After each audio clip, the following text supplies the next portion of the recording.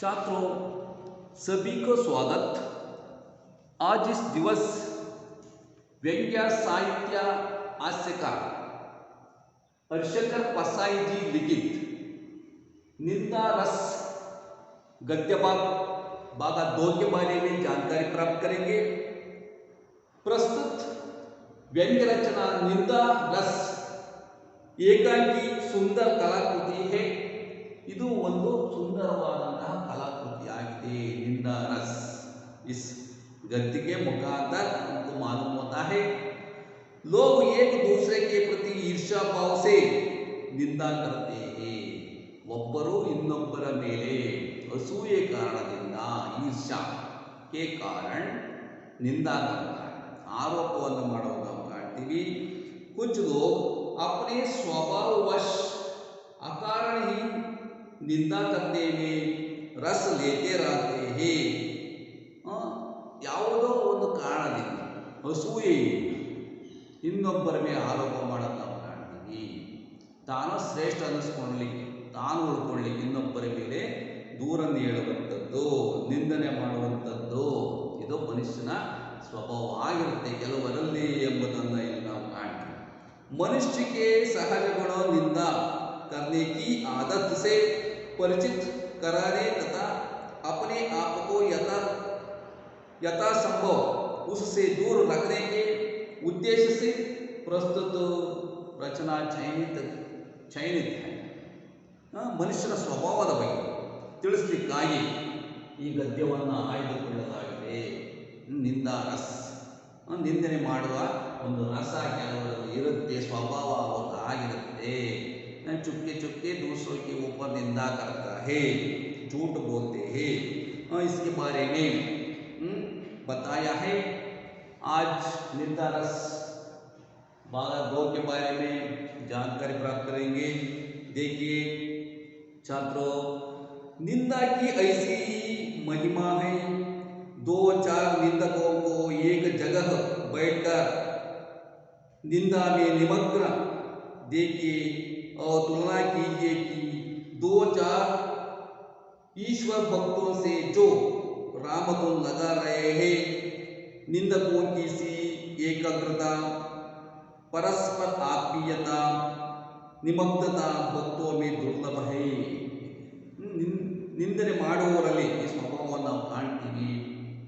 ಒಂದು 3-4 ಜನ ನಿಂದಕರು ಸೇರಿಕೊಂಡ್ರೆ ಅವರಲ್ಲಿ ಈ ಥರ ಏಕಾಗ್ರತಾ, ಪರಸ್ಪರ ಆತ್ಮೀಯತಾ, ನಿಮಗ್ನತಾ ದುರ್ಲಭ, ಆತ್ಮೀಯತೆ ಅವರಲ್ಲಿ ಕಡಿಮೆ ನಾವು ಕಾಣಬಹುದಾಗಿದೆ ನಿಂದಕರಲ್ಲಿ। इसलिए संतों ने निंदकों को आंगन कुटी छपाए। संत कबीरदास कहा है निंदकों के बारे में, ನಿಂದಕರ ಬಗ್ಗೆ ಕಬೀರದಾಸರು ಕೂಡ ಒಂದು ಮಾತು ಹೇಳಿದರೆ, ಆಂಗನ್ ಕುಟಿ ಚಪಾಯ್, ನಿಂದಕರನ್ನು ನಾವು ಕುಟೀರವನ್ನು ಮಾಡಿ ಅವರನ್ನು ಸಮೀಪದಲ್ಲಿ ಇಟ್ಕೊಳ್ಬೇಕಂದ್ರೆ ಹತ್ತಿರದಲ್ಲಿ ನಿಂದಕರನ್ನು ಇಟ್ಕೊಳ್ಬೇಕು, ಅವರು ನಮ್ಮ ತಪ್ಪುಗಳನ್ನು ತಿದ್ದುತ್ತಾರೆ। साबुन बिना शुद्ध करता है, सोप इಲ್ಲದೆ, पानी बिना ನೀರಿಲ್ಲದೆ शुद्ध करता है। एक वाक्य बता कबीरदास, आंगन कुटी छपाय पास रखने की सलाह दी है। ಸಮೀಪದಲ್ಲಿರಬೇಕು, ನಮ್ಮ ತಪ್ಪುಗಳನ್ನು ದೂರ ಮಾಡ್ತಾರೆ, गलत को दूर करता है। एक वाक्य बताया। कुछ लोगों में इस तरह हम देखता है, ಕೆಲವರಲ್ಲಿ ನೇರವಾದ ಮಾತುಗಳನ್ನು ಕಾಣ್ತೀವಿ, ಕೆಲವರು ಸ್ವಾರ್ಥತೆಯಿಂದಲೇ ತಮ್ಮ ಸ್ವಭಾವವಶದಿಂದ ಅವರು ನಿಂದನೆ ಮಾಡೋದನ್ನು ಕಾಣ್ತೀವಿ। ಕುಚ್ ಮಿಷನರಿ ನಿಂದಕ್ ಮೈನೆ ದೇಖಿ, ಅನೇಕ ಮಿಷನರಿ निंदकरನ್ನು ನಾವು ಕಾಣ್ತೀವಿ। ಲೇಖಕ ಹರಿಶಂಕರ್ ಪಸಾಯಿ ಜಿನೇ ವ್ಯಂಗ್ಯ ಕಿಯಾ है। ಮಿಷನರಿ ರೀತಿಯಲ್ಲಿ ಸ್ಪೀಡಾಗಿ ಅವರು ಇನ್ನೊಬ್ಬರ ಮೇಲೆ ಲಗಾತಾರ ಕಂಟಿನ್ಯೂಸ್ ಆಗಿ ಆರೋಪ ಮಾಡೋದು ನಾವು ಕಾಣ್ತೀವಿ। ಉನ್ಕಾ ಕಿಸಿ ಸೇ ಬೈರ್ ನಹೀ, ಅವರಲ್ಲಿ ಯಾವುದೇ ದ್ವೇಷ ಇರೋದಿಲ್ಲ, ಇನ್ನೊಬ್ಬರ ಮೇಲೆ ದ್ವೇಷ ಇಲ್ಲದಿದ್ರೂ ಕೂಡ ನಿಂದನೆ ಮಾಡೋದು ಅವರ ಅಭ್ಯಾಸ ಆಗಿರುತ್ತೆ। ಬೈರ್ ನಹೀ, ದ್ವೇಷ ನಹೀ, वे किसी का बुरा नहीं सोचते, ಇನ್ನೊಬ್ಬರ ಕೆಟ್ಟದಾಗೈತೆ ಅವ್ರು ಯೋಚನೆ ಮಾಡೋದು ಸ್ವಭಾವನೇ ನಿಂದನೆ ಮಾಡೋದಾಗಿರುತ್ತೆ। पर 24 घंटे वे निंदा कर्म में बहुत पवित्र भाव से लगे रहते हैं। और 24 घंटे ಪವಿತ್ರ ಭಾವದಿಂದ ಈ ಥರ ಆರೋಪ ಮಾಡ್ತಾ ಇರ್ತಾರೆ.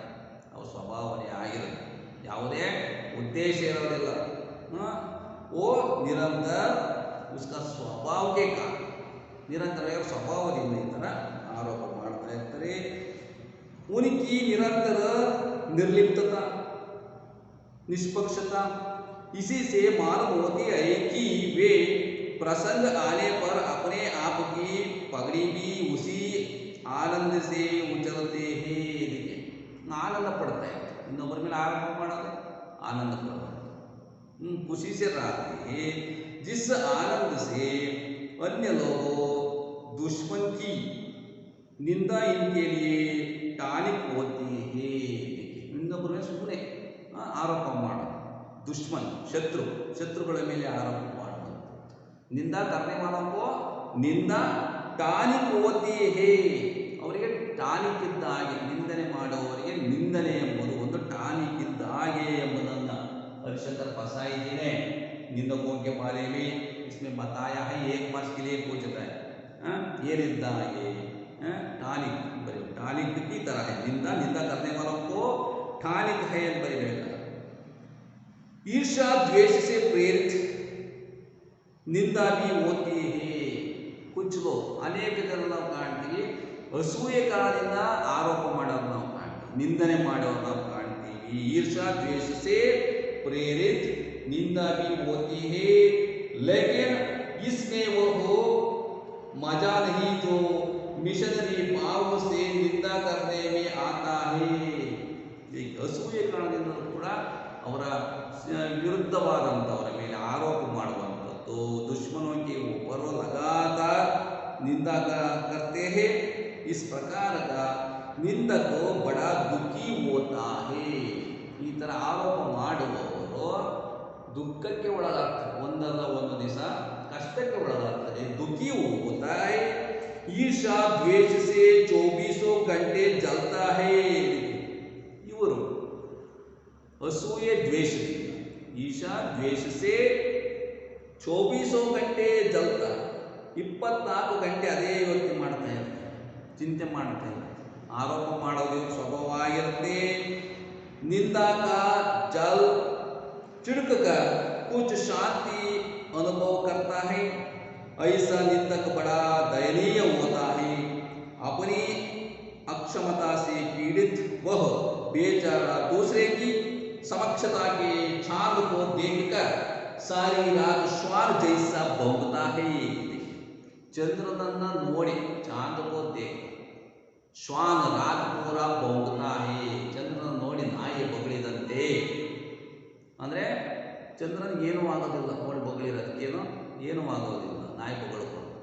ಅಂದರೆ ಆರೋಪ ಮಾಡೋರು ಮಾಡ್ತಾ ಇರ್ತಾರೆ, ಸುಮ್ಮನೆ ಇರಬೇಕು, ಅವರೇ ಕಷ್ಟಕ್ಕೊಳಗಾಗ್ತಾರೆ, ತೊಂದರೆಗೆ ಒಳಗಾಗ್ತಾರೆ ಬಗಳಿದಂತೆ. चांद को देखकर सारी रात श्वान जैसा भौंकता है. ईर्ष्या द्वेष से प्रेरित निंदक, ಇದೇ ಥರ ಅಸೂಯೆಯಿಂದ ಇದ್ದಂಥ ನಿಂದಕನು ಕೂಡ करने वाले को कोई दंड देने की जरूरत नहीं है. ಸುಮ್ಮನೆ ಆರೋಪ ಮಾಡುವವರಿಗೆ ನಾವು ಯಾವುದೇ ದಂಡ ಕೊಡಬೇಕಾಗಿಲ್ಲ, ಅಂದರೆ ಯಾವುದೇ ಶಿಕ್ಷೆಯನ್ನು ಕೊಡಬೇಕಾಗಿಲ್ಲ. ಏಕದಿನ ದಂಡಿತ ಹೋಗ್ತಾರೆ, ಒಂದಲ್ಲ ಒಂದು ದಿನ ಅವರು ಶಿಕ್ಷೆ ಒಳಗಾಗ್ತಾರೆ. दंड देने की जरूरत नहीं है.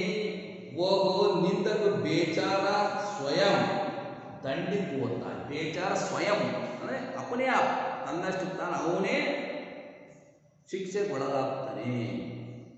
आप चैन से सोइए, ನೀವು ಆರಾಮಾಗಿ ನಿದ್ದೆ ಮಾಡಿ, ದೂಷಣೆ ಒಳಗಾಗ್ತಾರೋ ಆರಾಮ್ಸೆ ಸೋಜೆ ನಿದ್ದೆ ಮಾಡಿ ಯೋಚನೆ ಮಾಡೋಕ್ಕೆ ಹೋಗಬೇಡಿ, ಅವ್ರ ಬಗ್ಗೆ ತಲೆ ಕೆಡಿಸ್ಕೋಬೇಡಿ.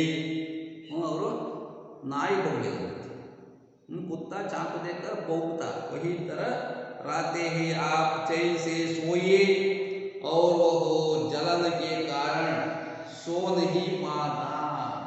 ಅವರು ಅಸೂಯೆ ಕಾರಣದಿಂದ ನಿದ್ದೆ ಮಾಡೋದಿಲ್ಲ, ಬರೀ ಆರೋಪ ಮಾಡೋದ್ರಲ್ಲೇ ಇರುತ್ತೆ. ಅವನು ಬೆಳಗ್ನಲ್ಲ ಅಂತ ನೋಡಿ ಅಸೂಯೆ ಪಡೋದು, ಅವನು ಚಿಂತೆ ಮಾಡಿ ಮಾಡಿ ಅನೇಕ ಕಾಯಿಲೆಗಳಾಗ್ತಾನೆ. ನೀವು ತಲೆ ಕೆಡಿಸ್ಕೊಂಡ್ಬೇಡ್ರಿ. ಸೋ ನಹಿ ಪಾತ, ಅಸೂಯೆ ಕಾರಣದಿಂದ ಅವರು ಮಲಗೋದಿಲ್ಲ ನಿಂದಕರು. उसे और क्या दंड चाहिए, निरंतर अच्छे काम करते जाने जाता है। जैसे एक कवि ने एक अच्छी कविता लिखी, ಒಬ್ಬರು ಕವಿಗಳು ಕೂಡ ಒಂದು ಕವಿತೆಯಲ್ಲಿ ಒಂದು ವಾಕ್ಯ ಹೇಳಿದರೆ, ಈರ್ಷ್ಯಾಗ್ರಸ್ತ ನಿಂದಕೋ ಕಷ್ಟ ಹೋಗ, ಅಸೂಯೆಗೊಳಗಾದಂಥ ನಿಂದಕನಿಗೆ ಕಷ್ಟ ಒದಗಿ ಬರುತ್ತೆ ಎಂಬುದನ್ನು ಒಂದು ಕವಿತೆಯಲ್ಲಿ ಕವಿ ಹೇಳಿದ್ದಾರೆ. अगर एक और अच्छी लिख दी तो उसका कष्ट दुगना हो जाएगा. दुगुಣ ಎರಡು ಪಟ್ಟು ಕಷ್ಟ ಆಗುತ್ತೆ ನಿಂದನೆ ಮಾಡುವವರಿಗೆ. ಇನ್ನೊಬ್ಬರಿಗೆ ತೊಂದರೆ ಕೊಡೋದಾದ್ರೆ ಎರಡು ಪಟ್ಟು ಅವರು ಕಷ್ಟಕ್ಕೊಳಗಾಗುತ್ತೆ. ದುಗುಣ ಅಂದರೆ ಡಬಲ್ ಆಗುವಂಥದ್ದು. ನಿಂದಕ ಉದ್ಗಮ ಈ ಹೀನತಾ, ನಿಂದನೆ ಮಾಡುವಂಥದ್ದು ಹೀನ, ಅಸೂಯೆಯಿಂದ ಮತ್ತು ದುರ್ಬಲತೆಯಿಂದ ನಿಂದನೆ ಮಾಡೋದು ನಾವು ಕಾಣ್ತೀವಿ ಜನರಲ್ಲಿ. ನಿಂದಕ ಉದ್ಗಮ ಹೀನತಾ और कमजोरी से होता है. ಕಮಜೋರಿ का मतलब क्या है? ದುರ್ಬಲತೆಯಿಂದ ಆಗುವಂಥದ್ದು ನಾವು ಕಾಣ್ತೀವಿ. ಕಮಜೋರಿ ಸೇ ಹೋತ, ಅಸಹಾಯಕತೆಯಿಂದ ದೂರದ ನಾವು ಹೇಳೋದನ್ನು ಕಾಣ್ತೀವಿ. ದುರ್ಬಲತೆಯೂ ಕೂಡ ಒಂದು ಕಾರಣವಾಗಿದೆ. ಮನುಷ್ಯ अपनी हीनता से दबता है, वह दूसरों की निंदा करके ऐसा अनुभव करता है सब निकृष्ट है और वह उनसे अच्छा है. उसके अहम की इससे तुष्टि होते हैं. बड़ी लकीर को कुछ मिटाकर छोटी लकीर बड़ी बनती है. वो ಸಣ್ಣ ಗೆರೆಯಿಂದ ದೊಡ್ಡ ಗೆರೆಯಾಗ್ತಾ ಹೋಗುತ್ತೆ. ಆ ಥರ जो कर्म क्षीण होता जाता है, जो नित्य की प्रवृत्ति बढ़ती जाती है.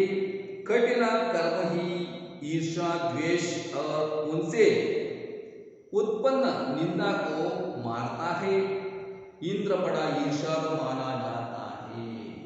इंद्रನು ಕೂಡ ದೊಡ್ಡ ಅಸೂಯೆ ಇರುವವನು ಇಂದ್ರನು ಕೂಡ ಎಂಬುದನ್ನು ಕಾಣ್ತೀವಿ. इंद्र बड़ा ईर्ष्यालु माना जाता है क्योंकि वह निटल्ला है, बेकार.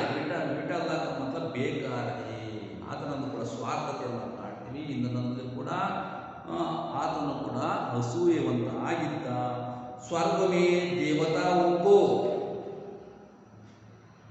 बिना उगाया अन्न,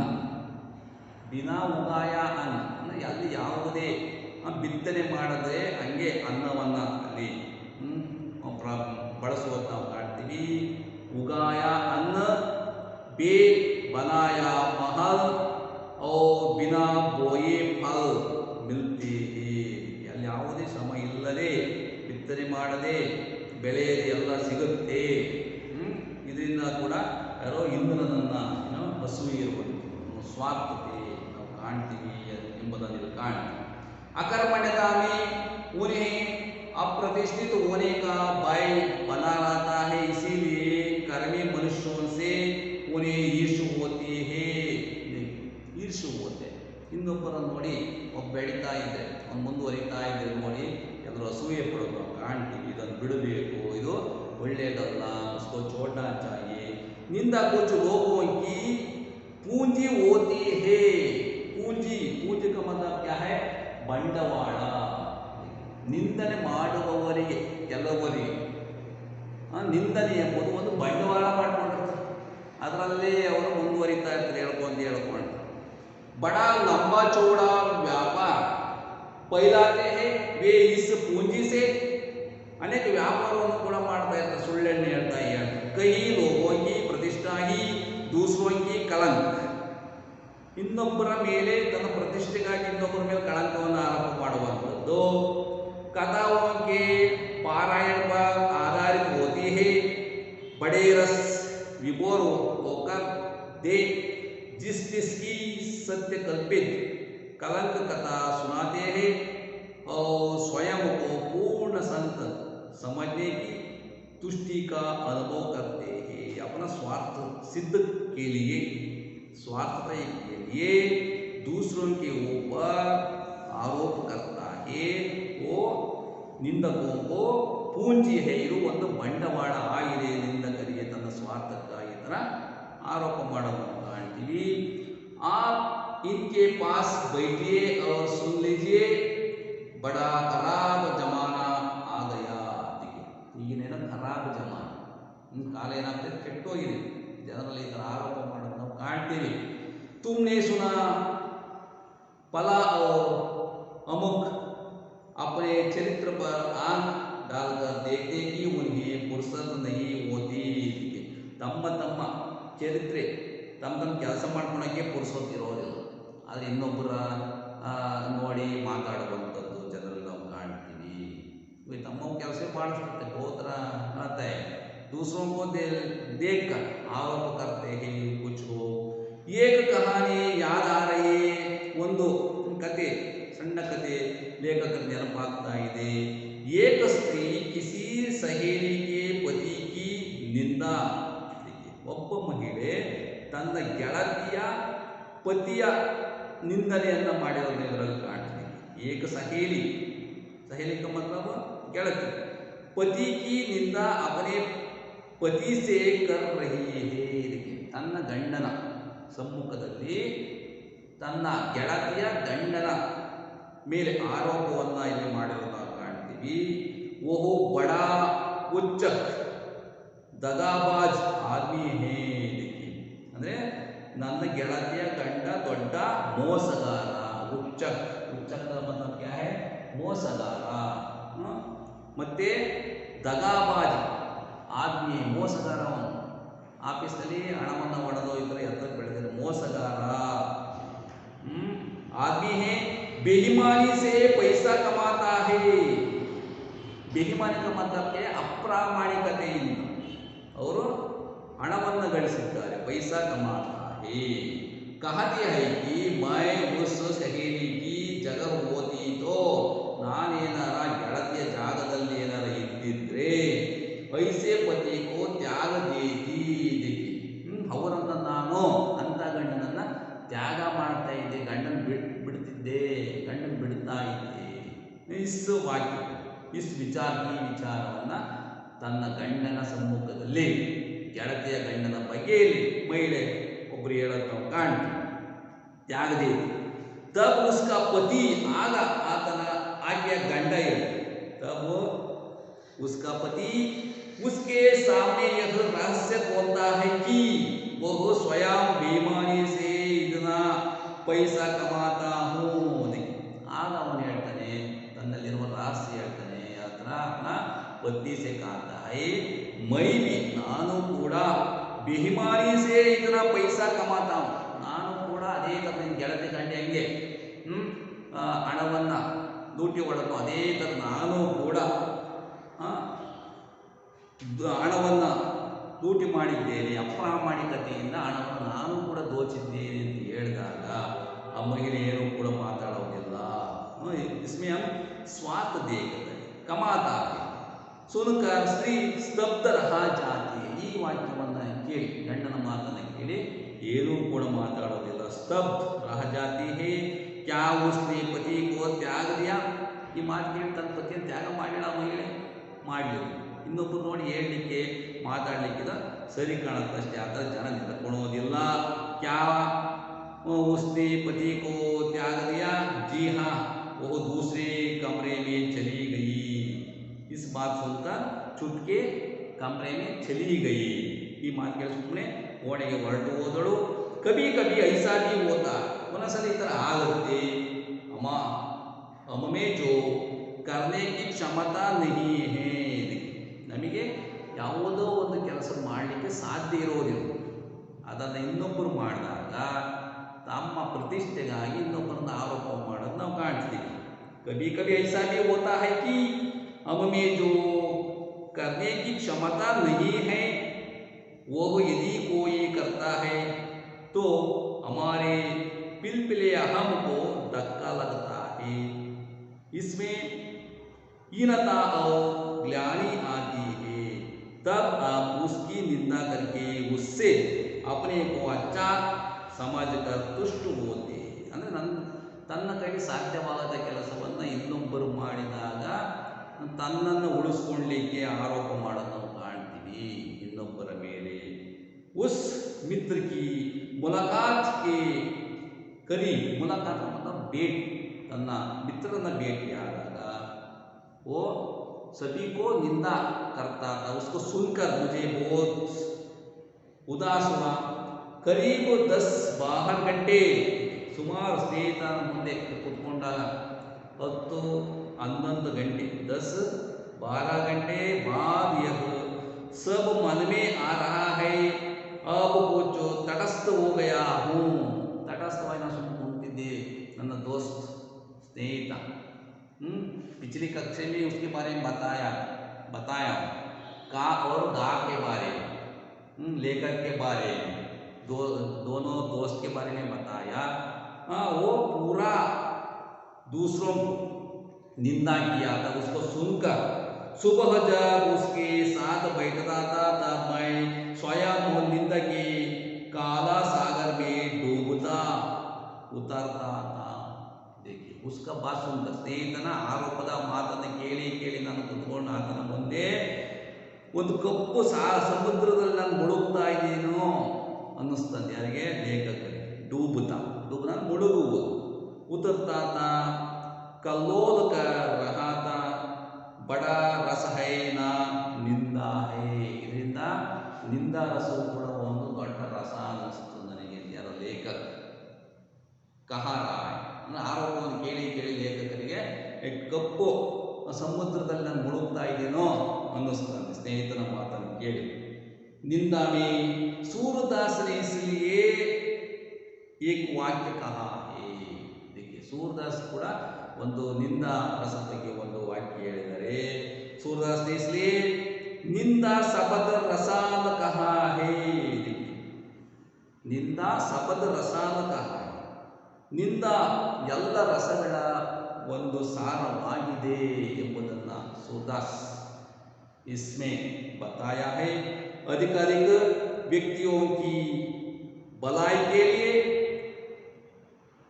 इस तरह लोग अपना बचाने के लिए निंदा करता है। इसलिए निंदा करने को छोड़ना ಅವಶ್ಯಕತೆ है। ಆರೋಪ ಮಾಡೋದನ್ನು ನಾವು ಬಿಡಬೇಕು ಎಂಬುದನ್ನು ಇಲ್ಲಿ ಲೇಖಕ इसमें ವ್ಯಂಗ್ಯ रूप में कहा है। ವ್ಯಂಗ್ಯ ರೂಪದಲ್ಲಿ ಇಲ್ಲಿ ಹೇಳಿರೋದನ್ನು ನಾವು ಕಾಣ್ತೀವಿ। अनेक उदाहरणಗಳನ್ನು ಕೊಡ್ತಾರೆ। छात्रों एक मास के लिए पूछता है। एक शब्द या वाक्यांश में उत्तर लिखिए। पहला सवाल धृतराष्ट्र की भुजाओं में कौन सा पुतला जकड़ गया था। ಧೃತರಾಷ್ಟ್ರನ ಬಾಹುಗಳಲ್ಲಿ ಏನು ಸಿಕ್ಕಾಕಿಕೊಂಡಿತ್ತು ಅಂದರೆ ಭೀಮಕ ಪುತಲ, ಭೀಮನ ಆ ಪ್ರತಿಮೆ ಬರಿಬೇಕು। जवाब सवाल को जवाब भीम का पुतला दिखना चाहिए। दूसरा सवाल पिछली रात का गा के साथ बैठकर क्या करता रहा। का व्यक्ति गा के साथ बैठकर क्या करता रहा है। दर्शक का दोस्त उसका नाम बताया का ಎಂಬ ವ್ಯಕ್ತಿ गा ಎಂಬ ವ್ಯಕ್ತಿ का गा ಜೊತೆ ಕೂತ್ಕೊಂಡು ಏನು ಮಾಡ್ತಾ ಇದ್ದ। निंदा करता था लिखना चाहिए। एक मास में निंदा करता था ಯಾರನ್ನ? ಹರಿಶಂಕರ ಪ್ರಸಾದ್ ಅವರನ್ನೇ ಆರೋಪ ಮಾಡ್ತಾ ಇದ್ದ। तीसरा कुछ लोग आदतन क्या बोलते हैं। ಕೆಲವರ ಹವ್ಯಾಸ ಏನಾಗಿರುತ್ತೆ? झूठ बोलते हैं।